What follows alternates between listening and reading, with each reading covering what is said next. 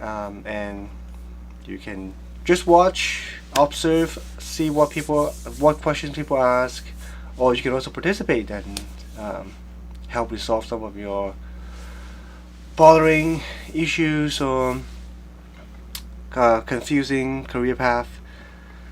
Um, yeah. So let's see. First question from Subash. How many years are you in this industry? In the design industry, UX industry, UI industry, but I guess I've only been working professionally as a UX/slash product designer. So my first internship was in 2015. So that made me what, 7 years in. But internships and full times are technically different. So you can count all of my 5 internships as maybe 1 or 2 years of experiences. So like 2 there, I've done some research in school for research lab, so that also counts as professional experiences. So maybe internships and research project will count as 2 years, and then I've been working since 2019. So 2020, 2021, 2022, so 5 years. Yeah, 5 years working as a product designer, UX designer. Yeah, not too long, but accumulating some experiences. Um, yeah, hope that answers your question. And question number 2. Is it a good option to start UX now, or is the industry going down? Personally speaking, I don't think UX is going down anytime soon or anywhere.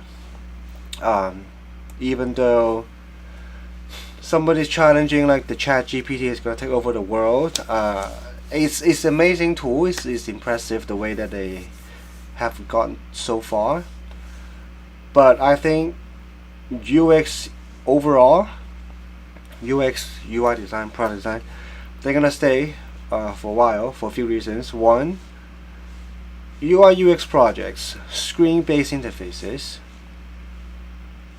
are going to you're gonna see more and more of those because there are more apps, more services, more companies, or more new startups or companies coming up in the future or coming in the future. There will be a lot of those tools. Any of those tools will need, ideally, proper and good design. A lot of the apps and services that you see or use is called consumer facing products. I will use, you see everybody use it. Your family, your friends will use. There's also another huge set of products that we don't see at all most of the time. These are like enterprise softwares. These are internal tools that they use within companies, between companies. So when those tools are getting, when there are more and more companies, startup companies, creating those tools and services, there will be more designs needed. They will hire more UX designers to fit into those roles. Especially UX design is getting more and more recognition, and people are seeing the importance, the impact, the value of it. Then that's when they will start to hire more designers in the future for those roles. And yeah, maybe so that's like one side of things. And the Chat GPT, that kind of AI generative designs, those are great. You will mostly use it as a tool to help you design. I wouldn't say it will completely replace design for mainly 2 reasons. One, they can only cover the very basics, and when you get more and more niche in an area as a company, as a software, internal tools, enterprise software, those basics are not going to cut it. There's not going to be more and more unique feature sets, product requirements that need human to think about and design. 2, ChatGPT doesn't have the same level of creativity that we do. That's why those 2 points are related. That makes um, that means that tool is not going to eliminate designers, at least for now, what I've seen. So, yep, that's my take. UX is not going away. I think it's still a good time to start UX. If you're concerned about layoffs happen all the time across all industries. It just happened to be tech this year or so, and maybe it's actually a good opportunity to start, so that when the market recovers, they start to hire more new grads and new hires. That's when the fresh blood can come in. So that's that. Okay, next question. I really have this question that comes to my mind every time.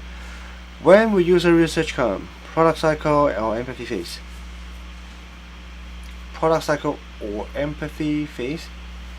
So I'm gonna start explaining or babbling about that one. But while I'm trying to figure that out myself, can you elaborate on what do you mean by when it will come? In product cycle or empathy phase? Do you mean like pick one or the other, like product cycle or empathy phase?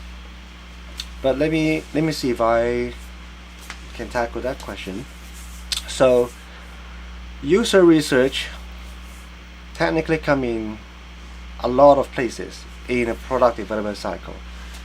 Let's say product development cycle includes you have nothing to have a product shipped to the consumer, to the customers, to the users, to the clients, to the end users. Okay, so in the beginning, maybe the product managers or leaderships or even design will have an idea of, okay, we should do this because of ABCD reasons, for business, to solve a pain point, users are complaining, there's a problem, there's an issue, and then to verify those issues, or to gain more insight into those issues, or to validate those issues, to confirm those issues, confirm those problems, that's when you have the first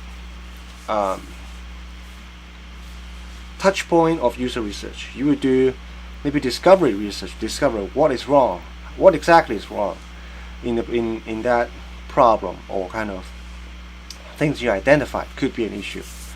So you do run a set of research. Or maybe even the problem is not really a problem. For example, like self-driving car. So the problem you can argue is safety, or you can argue that it's getting from point A to point B at a cheaper, reliable way. You don't know whether people accept or understand or are willing to jump into a self-driving car. So that's also discovery research to find out, okay, what people's sentiments, what their opinions towards self-driving cars. Do they like it? Do they not? Are they concerned about it's gonna just jump off the cliff, or is it gonna really be careful, stop at every stop sign and red light? So you use user research, ask user questions, surveys to find out more about that topic. Then you have some ideation, design phase, and during those exploration phase, maybe you come up with an idea. Oh, this is great. But then how do you know your idea actually works? That's when you have another phase of user research, maybe usability testing, to test your ideas. So you have a few users, or maybe if the risk is small, you just bake into the A/B testing, like the engineers will have an A and B version and ship it to the app, so different customers will see different versions, and then you get data that way, more quantitatively. And then if that works, and then you maybe refine it as a designer, you might refine the idea, you polish it, and then you hand off to engineers, they ship it, whole cycle. So the main places where user research will happen is the beginning phase, and like after you have some solid ideas and concept phase, so you test those ideas. So that's like how user research fit into the whole product development cycle. And the empathy phase is typically the earliest stage, but of course in the design phase, whenever you have things that you want to discover more, you want to user test to figure out, oh, if this actually solves the user's issue, that's technically is empathy. So you will go back to the users and get your questions answered. So yeah, hope I answered your question. Tell me if I have not. And okay, we are at 9:22. I can take one last question. If not, we will leave it as it is today. I will give like a 30-second countdown for people to come in, say hi or bye. And yeah, hope everybody is having a great Saturday or Sunday so far, depending on where you are in the world. And hope the chat quality is okay.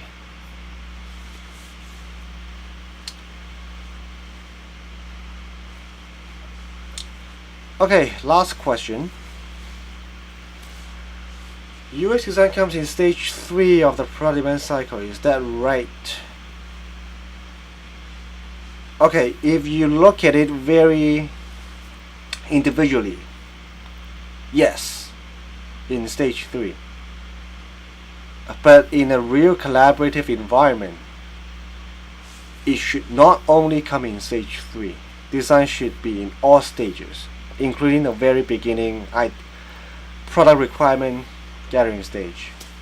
In Silicon Valley, there's typically a thing called a product requirement document, product requirement doc, PRD. It outlines what the business issue is, what the problem is, what are the requirements of this feature, the customer critical user journey, CUJs.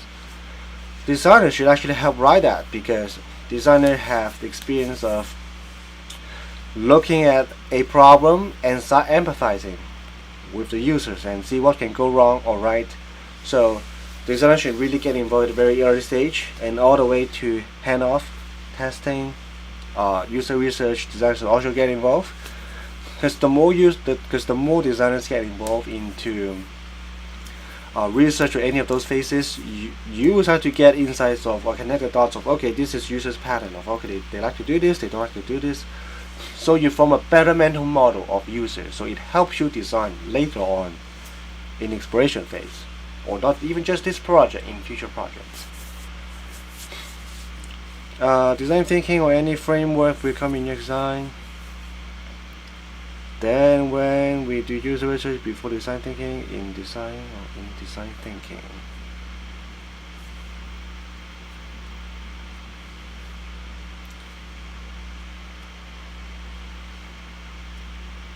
So if you're not familiar with the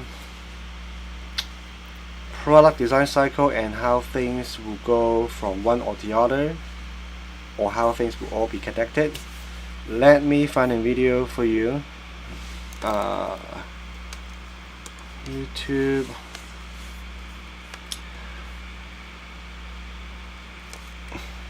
There's a linear breakdown which captures the very core and fundamentals and the basics of it, but that is not all. For courses, okay, let me see if I can find a video. And